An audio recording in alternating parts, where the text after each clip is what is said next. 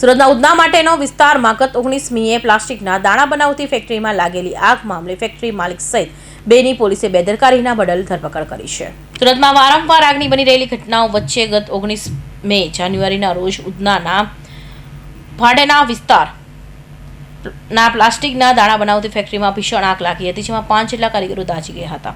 તો દાઝેલાઓમાંથી ગંભીર 4 લોકોના હોસ્પિટલના, બીજાના મોત નીપજ્યા હતા.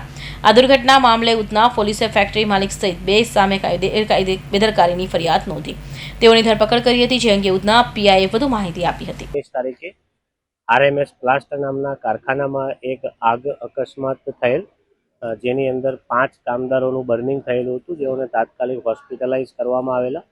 પોલીસ દ્વારા ઊંડાણપૂર્વકની તપાસ ચાલુ કરાતા તપાસ દરમિયાન જે આરએમએસ પ્લાસ્ટના ઓનર છે એ લોકોએ ફાયરની એનઓસી લીધા વગર તેમજ જે ફેક્ટરી રૂલ્સ છે એના પર જરૂરી જે લાયસન્સ લેવાના હોય એ લીધા વગર આ કારખાનું ચાલતું હતું, જેથી તપાસ દરમિયાન ગંભીર બેદરકારી જણાઈ આવતા આરોપીઓ વિરુદ્ધમાં ઉધના પોલીસ સ્ટેશનમાં ગુનો દાખલ કરવામાં આવેલો છે અને કુલ 2 આરોપીઓની ધરપકડ કરી આગળની તપાસ જારી છે. કેટલા વર્ષથી આ કારખાનું ધમધમી રહ્યું?